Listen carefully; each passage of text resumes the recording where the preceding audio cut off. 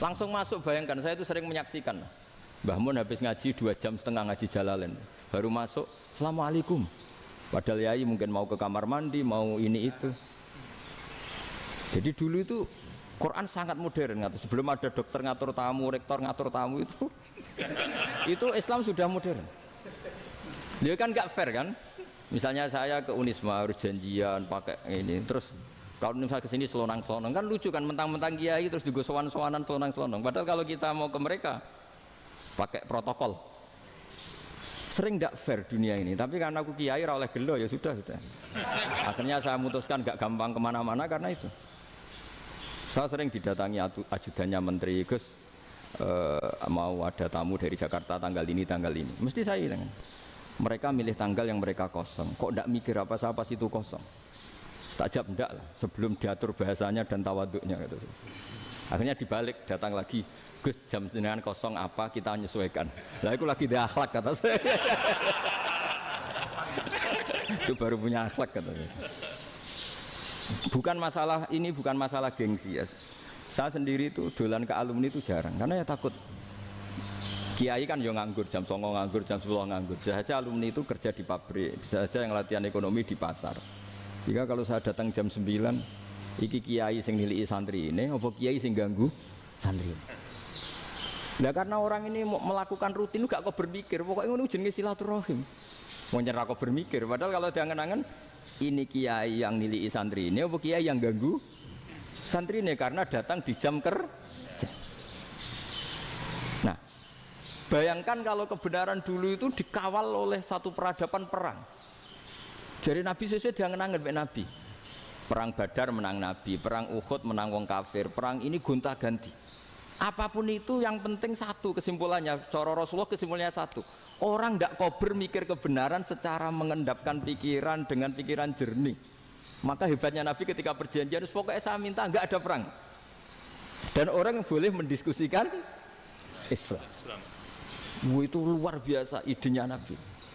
Karena bawaan perang itu orang kan nggak kober mikir. Ibarat seorang misalnya seneng satu perempuan, ketemu rivalnya langsung perang kan gak mikir.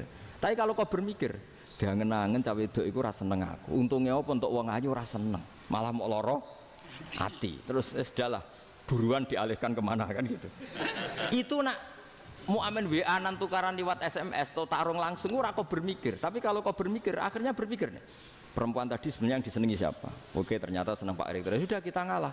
Karena tidak ada nikmatnya kan menikahi perempuan yang sama sekali tidak mencintai kita. Tapi kalau nak kau berpikir pokoknya diprovokasi, wah kue kalah mbak A, kue kalah mbak B, pikirannya kan ojo sampai kalah. Bareng wis menang ternyata ada emas lah. Nah bayangkan Islam itu seperti itu dulu, dipertarungkan. Luang Islam itu dinu aklin, agama yang diterima dengan akal sehat. Tapi sekarang ukurannya perang, yang menang berarti benar, yang menang benar, kan terus jadi repot. Dan itu Nabi tidak ingin, makanya Nabi ingin sudah lah, nggak ada perang. Nah makanya kata Imam Zuhri, fathul Islam terbaik adalah orang boleh diskusi tentang Islam dan tidak ada perang. Lagi-lagi penting, tidak perang itu penting, silmun itu penting, perdamaian itu. Setelah tidak ada perang, akhirnya fatafawadu fil hadis wal munazah, orang boleh diskusi apa saja, termasuk boleh adu polemik. Konsep satu Tuhan dan Tuhan banyak diperdebatkan. Akhirnya Nabi secara rileks bisa menjelaskan. Muhammad, urusan kita banyak. Kalau Tuhannya satu tidak cukup, Tuhan harus banyak untuk menyelesaikan berbagai urusan. Ada Tuhan bagi rektorat, bagi macam-macam kan. Ada Tuhan untuk ngurusi utang, ngurusi BPKB, macam-macam. Terus kata Rasulullah, enak saja Nabi jawabnya. Ya kalau kamu punya majikan banyak, perintahnya beda-beda, kamu mangkel enggak, bingung enggak? Ya susah mat. Kalau majikannya banyak, perintahnya beda-beda, kita jadi repot. Senang mana? Senang majikan satu. Ya sudah, Tuhanmu itu majikan kamu. Kalau Tuhannya banyak, perintahnya macam-macam, kamu yang repot. Akhirnya ya sudah mat, Tuhannya satu aja. Nah, itu ya barokahnya diskusi tadi, barokahnya enggak perang. Daraballahu mathalan rajulan fihi syuraka'u mutasyakisuna wa rajulan salamal lirajul hal yastawiyani masalah. Terus alhamdulillah. Jadi orang yang paling kafir pun saat itu taslim. Nah ini kembali ke kalimat la ilaha illallah. Saya tidak perlu provokatif, pasti teori saya itu benar. Bukan saya bilang benar itu karena sombong, enggak. Ini sesuai teks. Misalnya begini, Bener nggak kelompok takfiri yang suka ngafirkan orang lain? Itu pasti tidak benar. Logikanya gampang. Orang yang kafir 70 tahun saja dengan melafadzkan la ilaha illallah menjadi muslim. Masa dengan kalimat yang sama yang muslim menjadi kafir? Itu logikanya kan nggak ketemu. Orang kafir 70 tahun untuk menjadi muslim disuruh baca apa? La ilaha illallah. Tapi gara-gara baca la ilaha illallah nyekel patok jadi kafir. Pertanyaannya, loh ini kalimat apa? Kalimat untuk mengkafirkan apa kalimat untuk mengislamkan?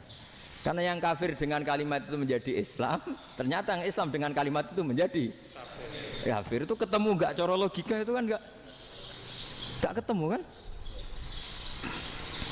Makanya cara pikirannya Abul Hasan Asyadzili, dan saya setuju pikiran itu. Istighfar ini boleh orang Jawa Timur protes karena kadang beda manhaj, tapi jangan protes saya, protes Abul Hasan Asyadzili kualat mesti sampean. Ketua Torekoh napa? Sadiliyah.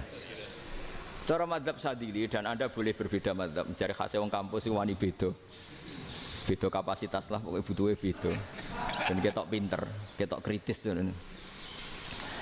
Cara madzhab Abul Hasan Asyadzili itu gini Pak Rektor. Jadi istighfar itu baik, tapi ba'da kamali tauhid, setelah tauhidnya itu benar. Alasan beliau masuk akal. Ketika ada ayat fa'alam annahu la ilaha illallah wastaghfir li dzambik. Bihadil kalimah. Jadi orang boleh istighfar setelah tauhidnya benar.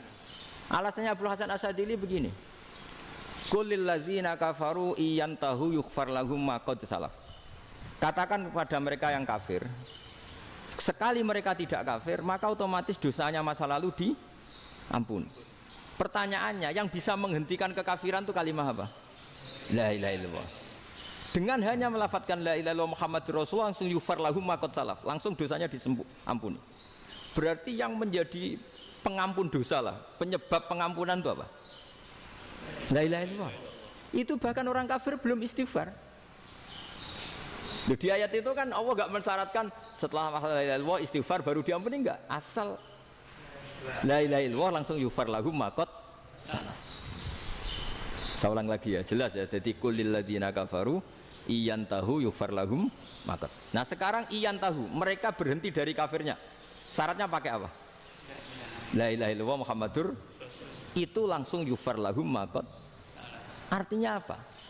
Ghufranullah itu bisa didapat hanya dengan mujarrodut tauhid, yaitu hanya dengan melafadzkan kalimat thayyibah. Dan sahnya istighfar juga berdasar kalimat thayyibah itu. Misalnya gini, orang kafir sebelum Islam melafadzkan astaghfirullah, astaghfirullah, astaghfirullah, kira-kira diterima enggak? Enggak kan? Karena syaratnya istighfar ba'dat tauhid. Nah, makanya dalam madzhab Sadili istighfar itu setelah la ilaha illallah. Karena cara pandang ya seperti itu. Jadi fa'alam annahu la ilaha illallah wastaghfir li dzambi. Jadi dengan kebenaran tauhid saja ini sudah cukup kita insya Allah layak diampuni. Karena innallaha la yaghfiru ayyusyraka bihi wa yaghfiru ma duna dzalika liman yasha. Jadi orang yang tauhidnya benar itu bisa diampuni Allah asal tauhidnya benar. Itu Allah ngendikan liman yasha wa yaghfiru ma duna dzalika liman yasha. Dawe Imam Suyuti walam yakun liman yastaghfir. Jadi orang yang bertauhid secara benar meskipun gak sempat istighfar itu tetap potensi diampuni. Karena bawaan tauhid itu sudah menjadi layak diampuni. Kayak orang kafir sekali ngelafadzkan kalimat tauhid mbok gak istighfar langsung diampuni. Nah, karena melihat seperti itu terus orang berlomba-lomba memperbanyak jumlah ngelafadzkan la ilaha illallah. Jadi kita yang alim, kita semua, saya tidak bilang saya, kita termasuk yang di pinggir-pinggir saya ngaku alim ora masalah lah sopai. Kita semua yang alim-alim itu tahu bahwa la ilaha illallah itu super. Sudah bawaannya tauhid, juga punya kelayakan diampuni. Nah, kemudian nasib kita agak sial. Malah kalimat ini dituduh bid'ah, dituduh khurafat. Mergo Nabi enggak pernah tahlilan, Nabi enggak pernah. Nabi enggak pernah tahlilan, kalau diartikan Nabi ora tau maca la ilaha illallah, enak gak kalimat ini. Nah, ini provokatif ini. Jadi ini sudahlah keanehan-keanehan ini kita terima karena ciri utama wali, ciri utama ulama itu wa'udhu fisabili, harus pernah disakiti. Jadi kalau Unisma sakit karo dituduh apa? Dituduh bid'ah itu berarti belum calon ulama. Calon ulama itu wa'udhu fisabilillah, harus disakiti. Jadi kalau kamu disalahpahami itu ya harus santai. Termasuk provokatif tadi. Iya, termasuk provokatif tadi. Termasuk diatur tadi. Jadi kalau cara berpikir kan, karena mereka itu memang kalau kita turutin itu memenya itu terlalu, kadang menghujat kita itu. Enak ya jadi KNU, ada orang mati datang, kiainya dapat makan, dapat rokok, terus pulang gitu. Jadi apa, terus kita kayak tersangka terus. Kita kan kayak tersangka terus, tertuduh terus itu. Terus yang orang NU ya memenya juga nggak kalah ekstrimnya. Boleh ya ajaran orang nggak boleh ngasih-ngasih kiai gitu. Berarti